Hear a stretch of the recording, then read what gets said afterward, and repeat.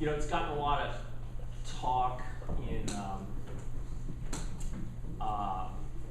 the TV commentators about Sharapova's serve. And, you know, I've heard some silly things said.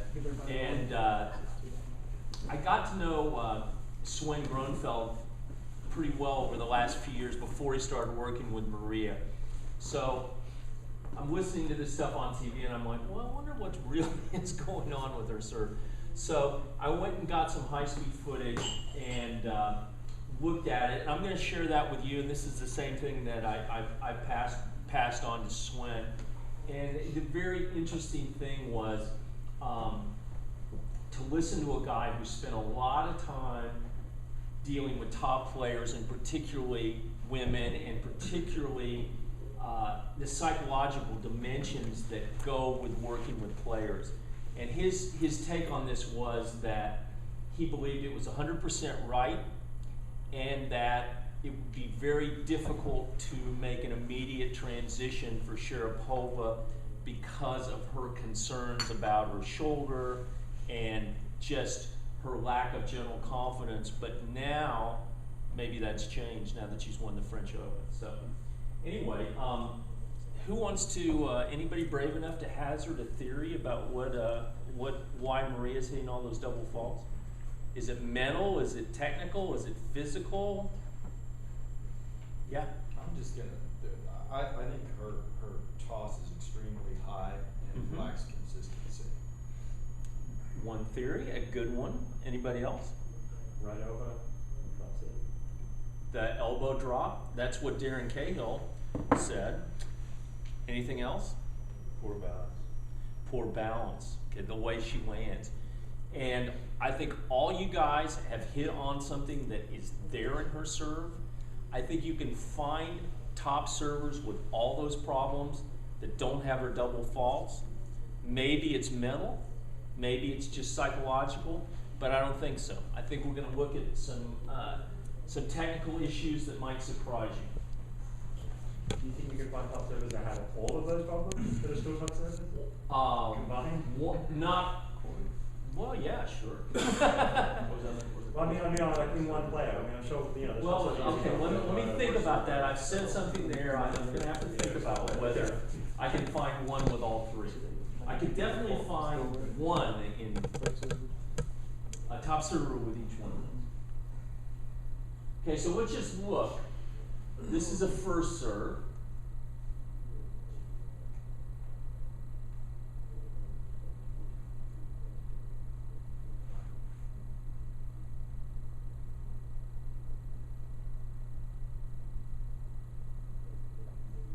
Landing a little forward, definitely a high toss. Elbow position, you guys hit all the notes, a little bit lower. Here's a first serve from somebody else we recognize.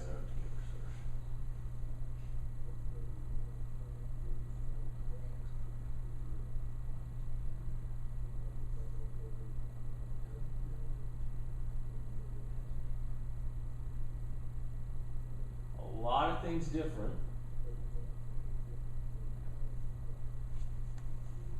A lot better balance on the landing. Here's a second serve.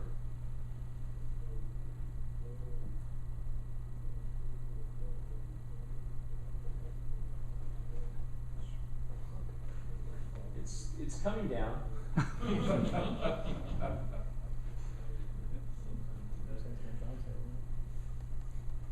But a lot of players have had high tosses that had good serves.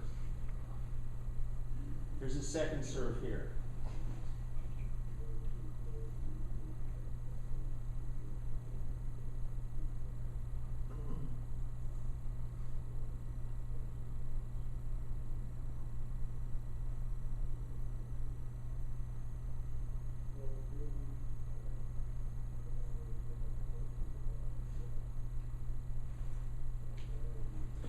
Okay, so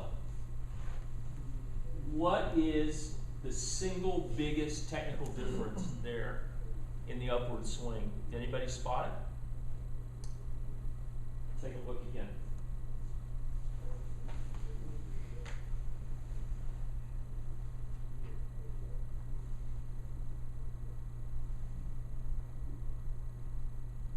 you see anything right about there.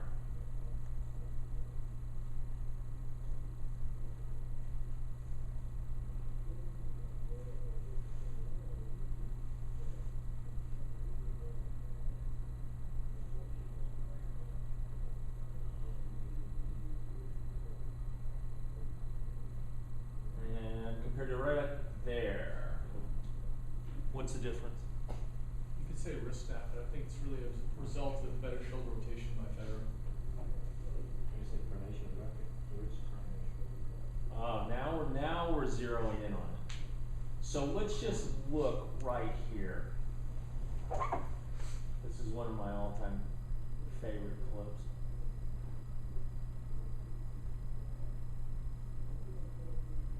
Look at that release. Look how little spin is on that toss.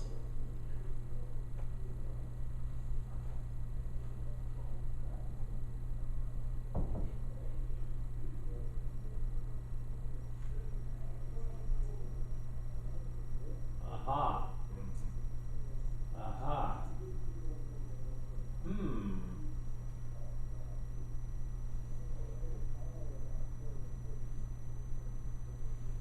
So what's happened to his upper arm in that forward swing?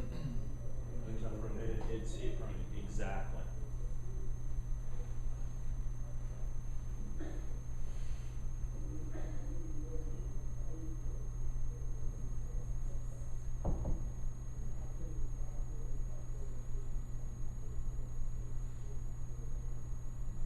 So, right there, you can see the difference between Maria and a lot of the other top women, and definitely the top men. And that is the lack of internal shoulder rotation, or what I like to call hand and arm rotation. Look at the angle of her racket face to the court.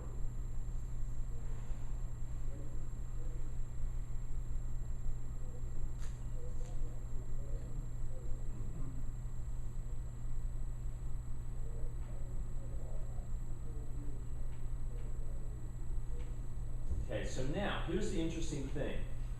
Look right there. Is she in that position there? Definitely. Okay, so let's just talk about what that is. And this ties into what I've learned about the forehand from the biomechanical point of view. And again, I'm just like you guys. I'm parroting something that I believe that I've learned from an expert in this case. Again, Brian Gordon, but also Bruce Elliott in this case. And that's the critical role of this segment in the rotation. So if I come up to the ball and I do what Maria does, my upper arm is rotating, but just to here. So look at the angle of my elbow, right? It's gonna go a little bit around, but compare that to this, it's double the rotation. If this is the fastest rotating segment in the human upper body, okay, that rotation is critical for racket head speed. The interesting thing is, Maria does that on about half of her first serves. She does it almost never on her second serve, right? So would it be that she's losing racket head speed when she doesn't do it? Definitely. Would it be, whether it's conscious or not, an internal conflict, mentally, psychologically, to be doing this on a lot, and then others are doing this, and which did you do, or why did you do it, or what did you feel, or were you conscious of holding back? Were you trying to get the second? Who knows, right? But the simple fact is that this position is critical to racket head speed.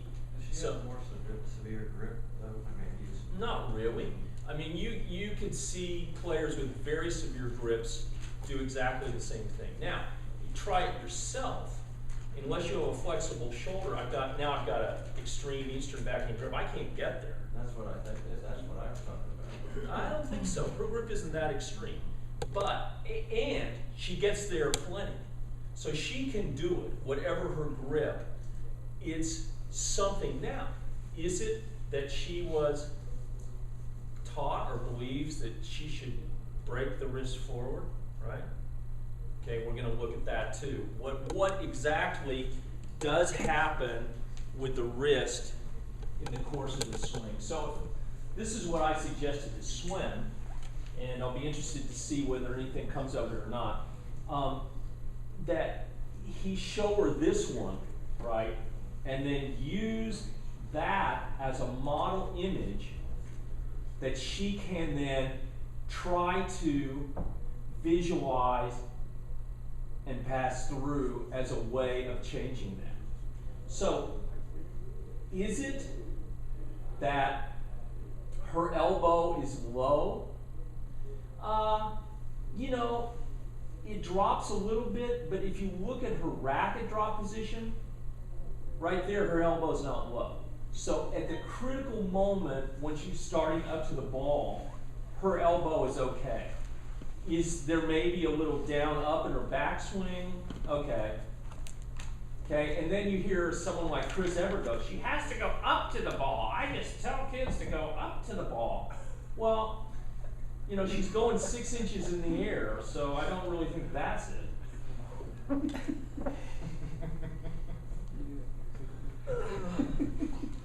Sorry, Chris.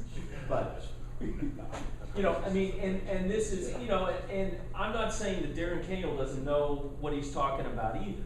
But what I would say that one of the interesting things from my perspective, having done this a long time, is how eager commentators are to make categorical statements without actually looking at the footage. And this goes back to what we were saying about the invisible game, right? Unless you took the time to look at this, you might look at Maria's and you might see, oh, I saw her pronate or I saw her rotate. We'll talk about what pronation and internal arm rotation are because there's a difference, right? But could you really see that? I tried during Wimbledon in the French, in the wide shots, to do the frame advance. Half the time I couldn't tell whether it was happening or not. So, you know, you can't see it with conventional video, you can't see it with the human eye. It seems that this dimension is overlooked and that more and more people should be going to this type of resource to make their analytic statements. And I think that, you know, this is, just to segue a little bit, I think this is one of the key things for the future of our profession. And in getting, you know, I agree with what Embry says about needing to get younger, and I've thought that for a long time. This approach is critical, I think, for getting young guys into the profession, because they're native speakers, right? They grew up glued to their iPhone or whatever. And, you know, the old joke, when you go down to the public park, who do you tell who the teaching pro is? Oh, he's the one with the ball basket, you know? Well, hopefully we have more to offer than just a hopper of balls, right? And I believe that establishing a higher level of expertise is tied to the use of this type of technology. How many of you guys are filming people with your iPhones now? And with the new iPhones, they are going to allow developers, I think this is happening in the fall, like, how many of you guys have got UberSense? Yeah, that's probably the best app for the iPhone because it will actually, the problem with the phones is they don't have shutters, so you see a lot of blur, particularly if you're inside or there's low light. They're gonna let the developers now go inside the software and tweak it, so you'll be able to get, this is 250 frames, a lot of ours is 500. You won't be able to get that. You'll be able to get 120 frames, which is pretty darn good enough, and with a shutter. Furthermore, we're working a deal with UberSense right now where you will be able to painlessly download, you can do it now, it's a few steps, download these types of clips from our sites and others directly into your phone and then get them into the side-by-side on the uber sense, right? So, getting back to the serve, this position happens so fast. Let's go back and just count it. That is happening in about 1/10 of a second, okay? So that's about twice too fast for your eye to see. If you know to look for it, you can kind of see it, but to really understand what's happening and to see it over a consistent number of events, you've got to supplement your eye with some of that. Now, it'll be really interesting to see, A, whether Swen takes that to Maria, and B, whether anything happens about it.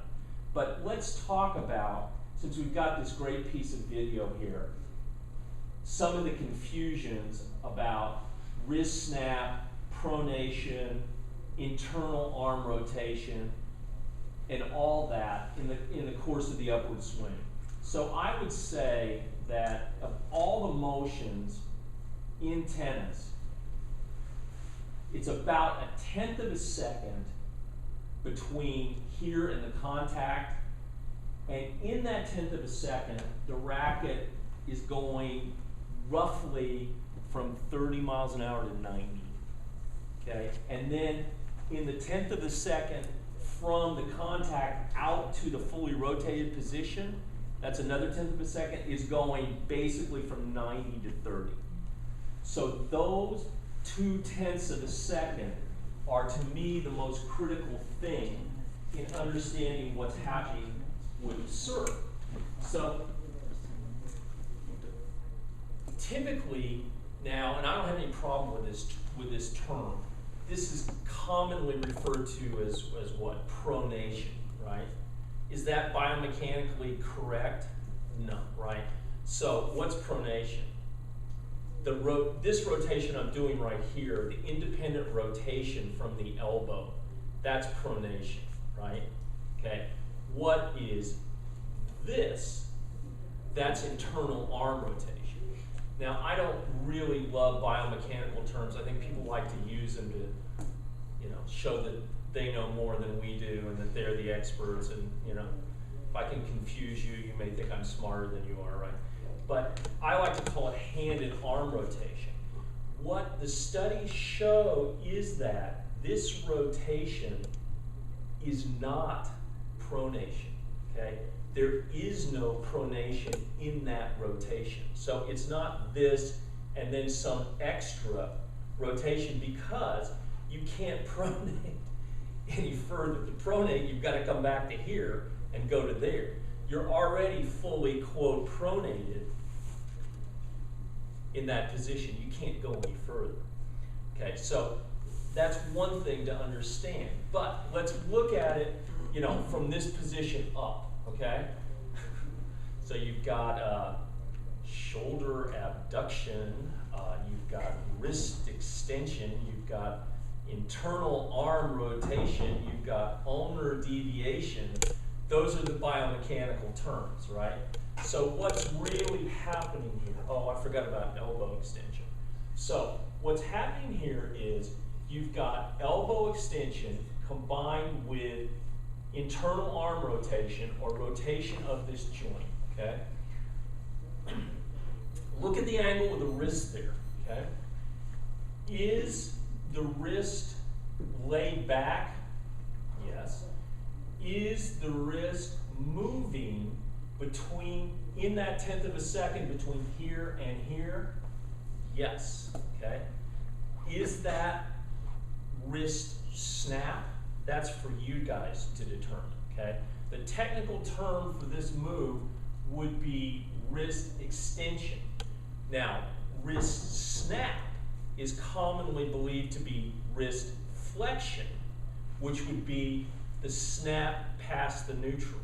I've looked at, I don't know how many thousands of serves. I've never seen yet anybody whose wrist was snapped or flexed at contact, because Well, you know what? I think that's going to bounce about 2 feet in front of me. Did you guys remember that one Vilas bounced inside the service box at the Open about 20 years ago? He probably is the only person ever to snap his wrist on a serve.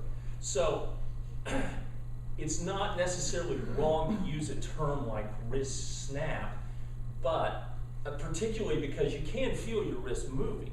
But that's different than saying, like Maria does, oh, I'm going to come forward in here. Why?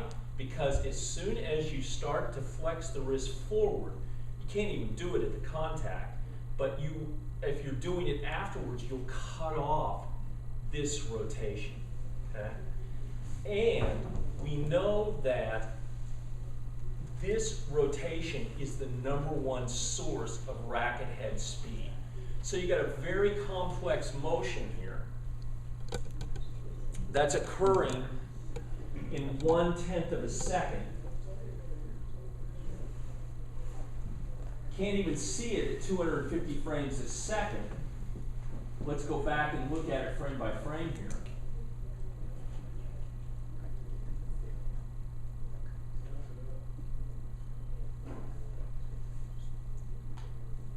Oops, come on back, come on back.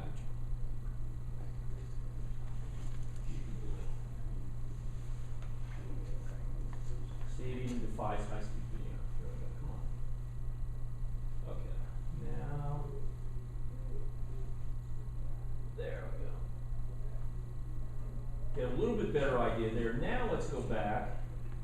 Let's see if I can do what I said I was going to do and actually frame by frame it.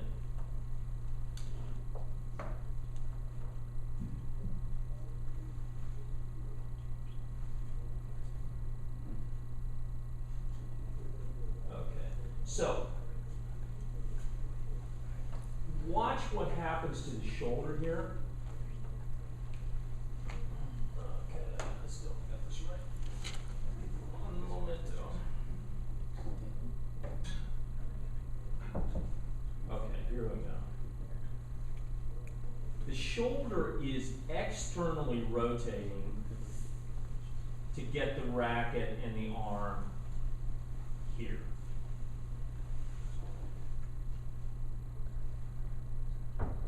So that's the first thing. Now,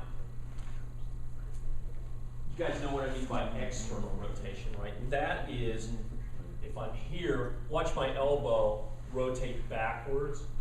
And you can watch, the great servers can do it with the arm in line with the chest and parallel with the court.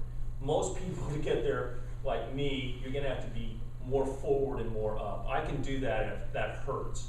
But that's what they do. Watch that. This segment is rotating backwards. That's the external rotation, okay?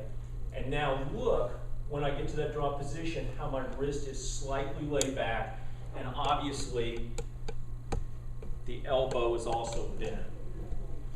So what happens here is,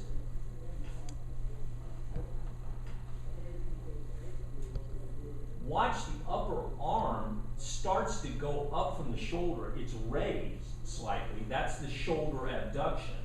But that sort of happens automatically if you're going up to the ball. Watch what happens to the elbow. See it start to rotate? So simultaneously, the elbow is straightening out and rotating. It's rotated a little bit right there, but look how long he's on edge, right? Now, the rotation increases. Watch the wrist. So if you want to call that wrist snap, be my guest, because the wrist has moved from laid back to neutral, but that's as far as you're going to see it move.